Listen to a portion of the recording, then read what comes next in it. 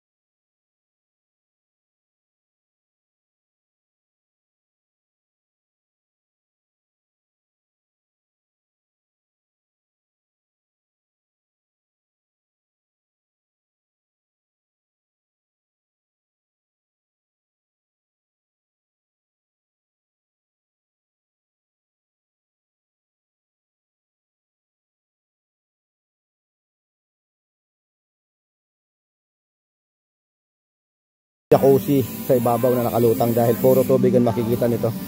Kaya nakalubog tayo. Yan, yung ating jacuzzi ay lalagyan lang natin ng membrane yan. Hindi na natin lalagyan siya ng vacuum. Return lang, saka bubbles ang ating lalagay dyan. Dahil ang vacuum natin nandito, abot na ng vacuum yan dahil nakalubog naman siya sa tubig. Bali ang tubig nito ay iisa lang pag titingnan mo sa ibabaw. Pero pa lalagyan lang natin ng membrane in case na papalitan na lang ng tubig, i-drain, siyempre maiiwan yan kasi naka-kwadrado naman yan. Mauubos lang yung ibabaw, yung laman niya sa loob hindi mauubos, kaya lalagyan natin ng membrane para kung sakali uubusin ng tubig, mauubos ng tubig.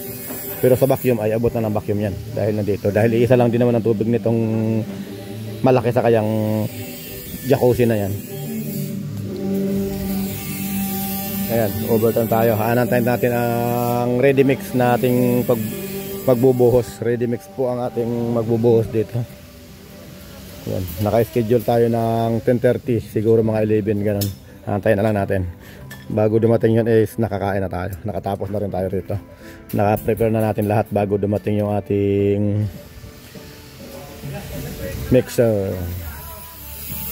Yan, nilalagyan na natin ng ano yan, spacer ng ating bakal saka lupa. May sapin na rin po tayong graba yan. May raba na yan.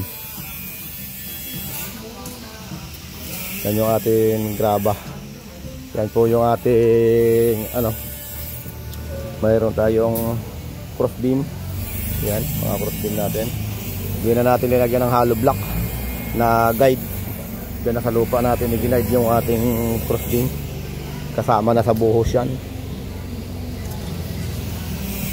Yan, hindi na natin nilagyan ng hollow block.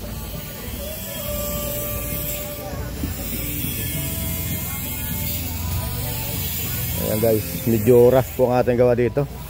Ganyan kalaki ay kukunin lang natin ng 20 days o 23 days. Nakaka 7 days na po kami. Ayan na namin performance sa 7 days. Ayan na po yung aming nagawa. Accomplishment. Ayan, 7 days. Bako kasi naghukay kaya medyo napabilis. Isang araw lang na hinukay ng bako. Kaya napabilis tayo. 7 days, ayan ang bakal, buhos na tayo. 7 days. At sinamahan din natin ng overtime gabi-gabi para mapabilis tayo. Dahil may hinahabol tayong deadline. 20 days lang ang pagitan. Ang pinaka last is 23 days bago magpasko is matapos na natin to. Kaya anong pitcha na ngayon? Ano na ngayon? 7 yata or 6.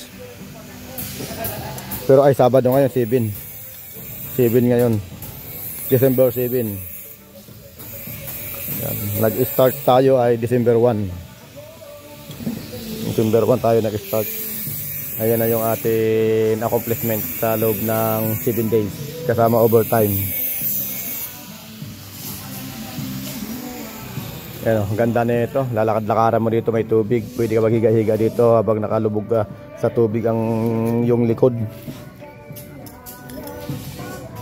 Ayan guys, oh.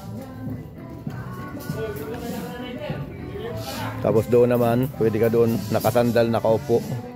Ilalagay natin doon yung ating return para pag nakaupo doon, pwede mag water massage sa likod. Pag nakaupo, yan, pwede mag water massage sa...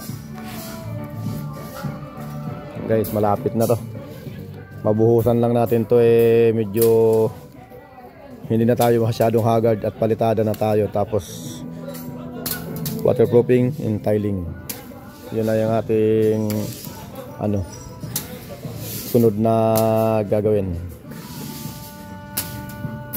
Yan guys, yun natin kasama, nagpuputol ng bakal.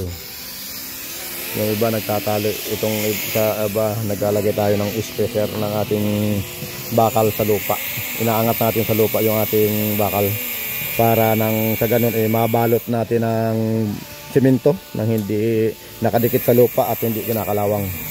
Dahil yun ang cause ng pagiging marupok ng ating structural kapag nakalatag tayo sa lupa at hindi nabalot ng simento ang ating bakal, dahil kakainin niya ng moisture, kakalawangin yan ating bakal at mapuputol. Kaya medyo hihina ang ating structural kapag naputol ang ating mga bakal sa ilalim pag hindi tayo nakaangat sa lupa.